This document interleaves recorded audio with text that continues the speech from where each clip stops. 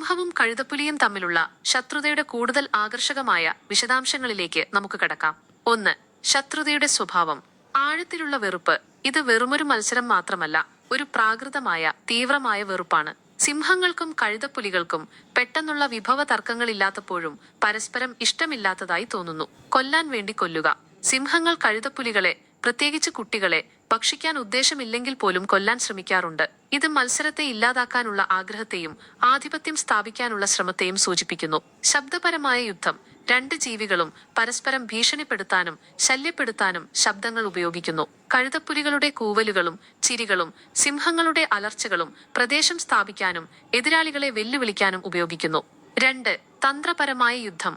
കഴുതപ്പുലി സംഘത്തിന്റെ തന്ത്രങ്ങൾ. കഴുതപ്പുലികൾ ഏകോപിപ്പിച്ച ആക്രമണങ്ങളിൽ മികവ് പുലർത്തുന്നു. അവരുടെ സംഘങ്ങൾക്ക് എണ്ണം കൊണ്ടും നിരന്തരമായ കടികൊണ്ടും ഒരു സിംഹത്തെ, പ്രത്യേകിച്ച് ആൺസിംഹത്തെ കീഴടക്കാൻ കഴിയും. അവർ പലപ്പോഴും ജനനേന്ദ്രിയം, കാലുകൾ എന്നിങ്ങനെയുള്ള ദുർബലമായ സ്ഥലങ്ങളെ ലക്ഷ്യം വെക്കുന്നു. സിംഹക്കൂട്ടത്തിന്റെ തന്ത്രങ്ങൾ. സിംഹങ്ങൾ അവരുടെ ശക്തിയിലും അവരുടെ കൂട്ടത്തിന്റെ ഏകോപിപ്പിച്ച ആക്രമണങ്ങളിലും ആശ്രയിക്കുന്നു. അവർ അവരുടെ വലുപ്പവും ശക്തിയും ഉപയോഗിച്ച് കഴുതപ്പുലികളെ ഭീഷണിപ്പെടുത്തുകയും കീഴടക്കുകയും ചെയ്യുന്നു. ആൺസിംഹങ്ങൾ അവരുടെ വലിയ വലുപ്പവും ശക്തിയും കാരണം ശക്തരായ എതിരാളികളാണ്. പതിയിരുന്ന ആക്രമണവും അവസരം മുതലാക്കലും. രണ്ട് ജീവികളും അവസരം മുതലാക്കുന്നവരാണ്. അവർക്ക് സാധിക്കുമ്പോഴെല്ലാം പരസ്പരം ഇരയെ തട്ടിയെടുക്കുകയും അവരുടെ എതിരാളികളുടെ ഏതൊരു ബലഹീനതയും മുതലെടുക്കുകയും ചെയ്യും. 3.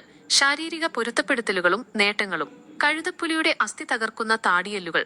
കഴുതപ്പുലിയുടെ അവിശ്വസനീയമായ കടിയുടെ ശക്തി അസ്ഥികൾ ഉൾപ്പെടെയുള്ള മുഴുവൻ ജഡവും ഭക്ഷിക്കാൻ അനുവദിക്കുന്നു. ഇത് സിംഹങ്ങൾക്ക് ഉപയോഗിക്കാൻ കഴിയാത്ത പോഷകങ്ങൾ അവർക്ക് നൽകുന്നു. സിംഹത്തിന്റെ ശക്തിയും നഖങ്ങളും. സിംഹങ്ങൾക്ക് ശക്തമായ നഖങ്ങളും പേശികളുമുണ്ട്. ഇത് വിനാശകരമായ പ്രഹരങ്ങൾ നൽകാൻ അവരെ പ്രാപ്തരാക്കുന്നു. അവരുടെ വലുപ്പവും ശക്തിയും ഒറ്റയ്ക്കുള്ള പോരാട്ടത്തിൽ വലിയ നേട്ടം നൽകുന്നു. സഹനശക്തിയും പൊടുന്നനെയുള്ള ശക്തിയും. കഴുതപ്പുലികൾക്ക് ശ്രദ്ധേയമായ സഹനശക്തിയുണ്ട്. ഇത് ഇരയെ പിന്തുടരാനും സിംഹങ്ങളെ ദീർഘനേരം ശല്യപ്പെടുത്താനും അവരെ അനുവദിക്കുന്നു. മറുവശത്ത് സിംഹങ്ങൾ ഹ്രസ്വവും നിർണായകവുമായ ആക്രമണങ്ങൾക്ക് പൊടുന്നനെയുള്ള ശക്തിയെ ആശ്രയിക്കുന്നു. 4. ലിംഗത്തിന്റെയും സാമൂഹിക ഘടനയുടെയും പങ്ക്. പെൺകഴുതപ്പുലിയുടെ ആധിപത്യം.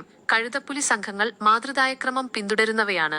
പെൺകഴുതപ്പുലികൾ ആൺകഴുതപ്പുലികളേക്കാൾ വലുതും ആക്രമണകാരികളുമാണ്. ഇത് സിംഹങ്ങളുമായുള്ള പോരാട്ടങ്ങളിൽ അവർക്ക് ഒരു പ്രധാന പങ്ക് നൽകുന്നു. ആൺസിംഹത്തിന്റെ ആധിപത്യം.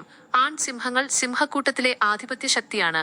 അവർ പലപ്പോഴും കഴുതപ്പുലികളുമായി നേരിട്ടുള്ള പോരാട്ടത്തിൽ ഏർപ്പെടുന്നു. അവരുടെ സാന്നിധ്യം ശക്തമായ പ്രതിരോധമാണ്. കുഞ്ഞുങ്ങളുടെ ദുർബലത. സിംഹക്കുട്ടികളും കഴുതപ്പുലിക്കുട്ടികളും എതിർജീവികളുടെ ആക്രമണത്തിന് ഇരയാകാൻ സാധ്യതയുണ്ട്. ഇത് ശത്രുതയ്ക്ക് കൂടുതൽ തീവ്രത നൽകുന്നു. 5. പ്രാദേശിക തർക്കങ്ങൾ. അതിർത്തികൾ പങ്കിടൽ. സിംഹങ്ങളുടെയും കഴുതപ്പുലികളുടെയും അതിർത്തികൾ പലപ്പോഴും പങ്കിടുന്നു. ഇത് പതിവായ ഏറ്റുമുട്ടലുകൾക്കും തർക്കങ്ങൾക്കും കാരണമാകുന്നു. പ്രാദേശിക അടയാളപ്പെടുത്തൽ. രണ്ട് ജീവികളും അവരുടെ പ്രദേശങ്ങൾ സ്ഥാപിക്കാനും പ്രതിരോധിക്കാനും ഗന്ധം ഉപയോഗിച്ചുള്ള അടയാളപ്പെടുത്തലും ശബ്ദങ്ങളും ഉപയോഗിക്കുന്നു. അതിർത്തിയിലെ ഏറ്റുമുട്ടലുകൾ. അതിർത്തിയിലെ ഏറ്റുമുട്ടലുകൾ സാധാരണമാണ്.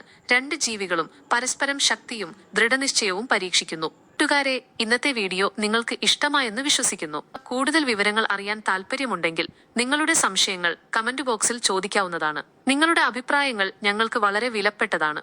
ഈ വീഡിയോ നിങ്ങൾക്ക് ഇഷ്ടപ്പെട്ടെങ്കിൽ തീർച്ചയായും ലൈക്ക് ചെയ്യാനും നിങ്ങളുടെ സുഹൃത്തുക്കളുമായി ഷെയർ ചെയ്യാനും മറക്കരുത്. കൂടുതൽ വിവരങ്ങൾക്കും രസകരമായ വീഡിയോകൾക്കുമായി ഞങ്ങളുടെ ചാനൽ സബ്സ്ക്രൈബ് ചെയ്യുക. അടുത്ത വീഡിയോയിൽ കൂടുതൽ വിവരങ്ങളുമായി വീണ്ടും കാണാം. അതുവരെ എല്ലാവർക്കും ബൈ. നന്ദി.